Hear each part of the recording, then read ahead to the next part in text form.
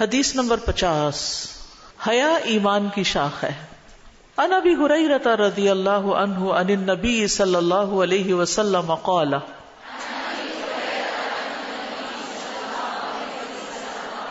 الایمان بضع وستون شعبۃ والحیاء شعبۃ من الایمان. کتاب الایمان. ابو ہریرہ رضی اللہ عنہ نبی کریم صلی اللہ علیہ وسلم سے روایت کرتے ہیں، آپ صلی اللہ علیہ وسلم نے فرمایا ایمان کی 60 سے کچھ اوپر شاخیں ہیں اور حیا بھی ایمان کی ایک شاخ ہے. تو ایمان جو ہے یہ بڑے وسیع مفہوم میں ہے اسلام میں.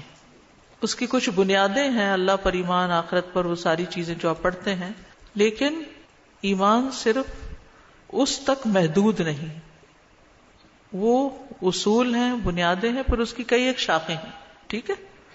تو ایمان کا سب سے اعلیٰ اور سب سے ادنا درجہ بھی حدیث سے پتہ چلتا ہے. اعلیٰ درجہ لا الہ الا اللہ ہے، اور ادنا راستے سے تکلیف دہ چیز کو ہٹا دینا. اور حیا بھی ایمان کی شاخوں میں سے. حیا جو ہے ایک قابل تعریف صفت ہے. ٹھیک ہے. خاص طور پر ان چیزوں کے بارے میں حیا کرنا جن کے بارے میں حیا کا حکم دیا گیا ہے. حیا کہتے ہیں ایسے کام سے رک جانے کو جو انسان کو زینت نہ بخشے. حیا میں ایک فطری حیا ہوتا ہے اور ایک کسبی حیا ہوتا ہے. کچھ بچے بچپن سے ہی فطری طور پر شرمیلے ہوتے ہیں، بلا ضرورت بولتے نہیں، بلا ضرورت کوئی کام نہیں کرتے، حیا ان کو روکتی ہے. اور کچھ لوگوں کو کوشش کر کے اختیار کرنا پڑتا ہے کہ وہ بڑے اوپن ہوتے ہیں، ہر بات بول دیتے ہیں، ہر چیز کہہ دیتے ہیں، یعنی کسی سے ڈرتے جھجکتے نہیں، شرماتے نہیں، اور اس میں بعض اوقات غلط باتیں بھی ہو جاتی ہیں. تو اس میں انسان پھر اپنے الفاظ کو، اپنے جسچرز کو کنٹرول کرتا ہے اور شریعت کی حدود میں ان کو لانے کی کوشش کرتا ہے. اشج بن اثر کہتے ہیں رسول اللہ صلی اللہ علیہ وسلم نے مجھ سے فرمایا تم میں 2 خوبیاں ایسی ہیں جو اللہ عز و جل کو پسند ہیں. میں نے کہا وہ دونوں کیا ہیں؟ آپ نے فرمایا بردباری اور حیا، تحمل اور حیا. میں نے عرض کیا کیا میرے اندر یہ دونوں عادتیں شروع سے ہیں کہ اب پیدا ہوئی ہیں؟ آپ نے فرمایا پہلے سے ہی ہیں، یعنی فطری طور پر تمہارے اندر یہ پائی جاتی. میں نے کہا اللہ کا شکر ہے جس نے مجھے فطری طور پر ایسی خوبیاں عطا فرمائیں جو اللہ کو پسند ہیں. حدیث نمبر 51. حیا. عن ابی مسعود قال قال النبی صلی اللہ علیہ وسلم ان مما ادرک الناس من کلام النبوۃ اذا لم تستحی فاصنع ما شئت. ابو مسعود رضی اللہ عنہ روایت کرتے ہیں کہ نبی کریم صلی اللہ علیہ وسلم نے فرمایا بے شک پہلے انبیاء کے کلام میں سے لوگوں نے جو پایا اس میں سے یہ بھی ہے کہ جب تم میں حیا نہ رہے تو پھر جو جی چاہے کرو. کلام النبوہ کا مطلب ہے وہ کلام جس پر تمام انبیاء نے اتفاق کیا ہے اور جس کی طرف انہوں نے لوگوں کو دعوت دی ہے. تو اس کلام میں یا ان تعلیمات میں سے ایک بات کیا ہے؟ حیا کا اختیار کرنا. حیا اللہ تعالیٰ کو نہایت پسند ہے. خود اللہ تعالیٰ کی ایک صفت ہے حییٌ، حیا کرنے والا. نبی صلی اللہ علیہ وسلم کی صفت ہے کان نبی صلی اللہ علیہ وسلم شدید الحیا. نبی صلی اللہ علیہ وسلم بہت زیادہ حیادار تھے. فرشتوں کی حیا بھی ہے. عثمان رضی اللہ عنہ سے حیا کرتے تھے. آپ نے فرمایا کیا میں اس شخص سے حیا نہ کروں جس سے فرشتے حیا کرتے ہیں؟ اور حضرت عثمان اس امت میں سب سے زیادہ حیا کرنے والے انسان تھے. حیا ایمان کا حصہ ہے اور ایمان کا تعلق جنت سے ہے. حیا ایمان کی شاخ ہے. حیا کے جانے سے ایمان چلا جاتا ہے. حیا اسلام کی امتیازی علامت ہے. حیا سراسر خیر ہے. حیا کمزوری نہیں بلکہ ایک صفت ہے، اچھی خوبی ہے. اور بے حیائی عیبدار بنا دیتی ہے، چاہے وہ لباس میں ہو، چاہے وہ گفتگو میں ہو، چاہے وہ رویے اور معاملے میں ہو، کانفیڈنس کے نام پر. بدتمیزی اور بد اخلاقی اختیار کرنا، اور بالکل حیا نہ کرنا، نہ بڑے کا نہ چھوٹے کا، جو منہ میں آئے بولتے چلے جانا، گالی گلوچ کرنا، فحش گفتگو کرنا، اسی طرح لباس کے معاملے میں احتیاط نہ کرنا. اب اس دور میں جس طرح کا خواتین لباس پہن رہی ہیں، اللہ کی پناہ. اب مثال کے طور پر اگر آپ کی شرٹ گھٹنوں سے اوپر ہے تو کیا گھٹنوں سے اوپر کا حصہ آپ دکھا سکتے ہیں، چاہے ننگا کر کے یا ٹائٹ کر کے؟ الا یہ کہ کوئی تکلیف ہو، جیسے کسی کی کوئی بیماری ہے یا کچھ اور ہے، تو وہ علاج کی غرض سے یا بچے کی پیدائش میں. کیا عام حالات کو عورت کو اپنے یہ تھائز دکھانے چاہیے؟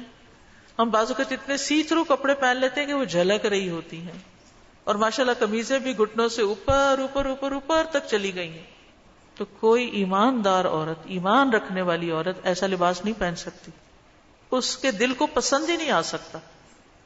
اسی طرح سلیو لیس پہننا اور پھر بازاروں میں بھی نکل جانا، گلوں کے کٹ ایسے ہونا، ڈیپ کٹ، آدھی آدھی کمر کا ننگا ہونا، ساڑی میں بلاؤز ایسا پہننا کہ پیچھے آگے سب ننگا ہو رہا ہو، پھر سی تھرو کپڑے پہننا، پھر دوپٹہ غائب ہونا، یا ہونا تو اتنا باریک ہونا یا اتنا ریشمی ہونا کہ ہر منٹ میں وہ نیچے گر رہا ہو. یہ سب حیا کے منافی ہیں، یہ سب ایمان کے منافی ہیں. یہ چیزیں، یہ معمولی چیزیں نہیں ہیں. ہمیں اس بارے میں اچھی طرح سمجھنا چاہیے.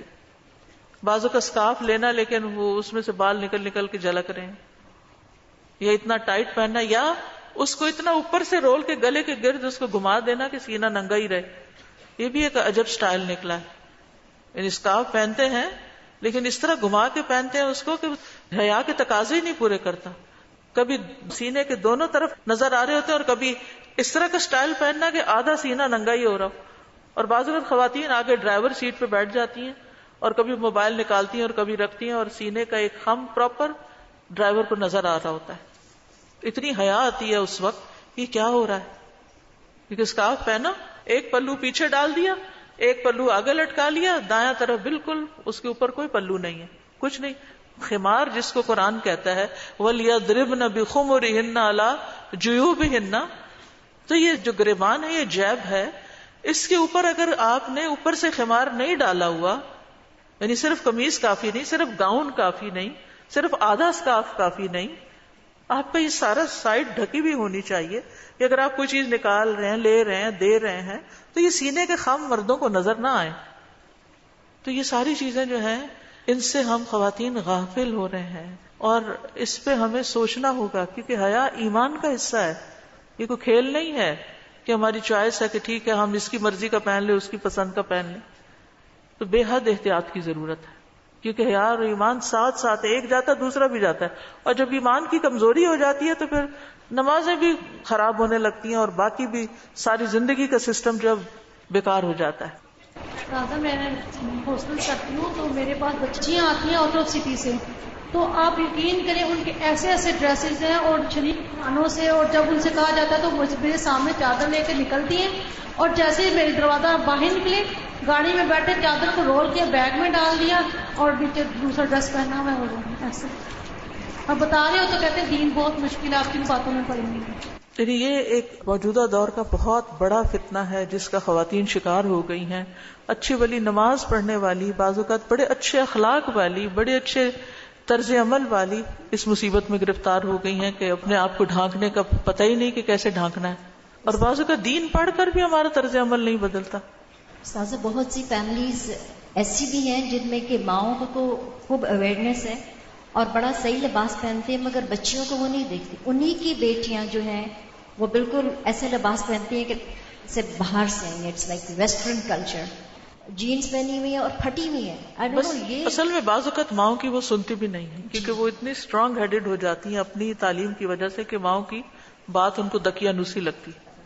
جی استاذہ، ان 4 دنوں میں جو آپ کا ہم نے یہ لیکچر سارا سنا ہے، آپ نے ٹپس دی ہیں. اس میں سب سے پہلے بخاری شریف کا 1 گھنٹہ ہم روزانہ مطالعہ کریں، پھر ٹائم کو کس طرح دوسروں کی زندگیوں سے سیکھیں، پھر قرآن کی حفاظت ہم جنہوں نے حفظ کیا ہوا ہے وہ نمازوں میں ان کو اپلائی کریں، پھر بچوں کی تعلیم کے لیے ہم ان کے لیے کسی عالم وغیرہ یا ان کا بندوبست کریں، ان کی محفل کا، پھر یہ کہ ذکر کرنے کی آپ نے ٹپس دیے ہیں. تو یہ میرے لیے تو بہت فائدہ مند ہے، کیونکہ میں نے تو ان پہ الحمدللہ کوشش کرنے کے عمل شروع کر دیا. دین کا ایک اوور آل نقشہ یعنی جامع جو خواتین سے متعلق ہے، خصوصاً جو بیسکس ہیں دین کی وہ اس میں سمو دی گئی ہیں.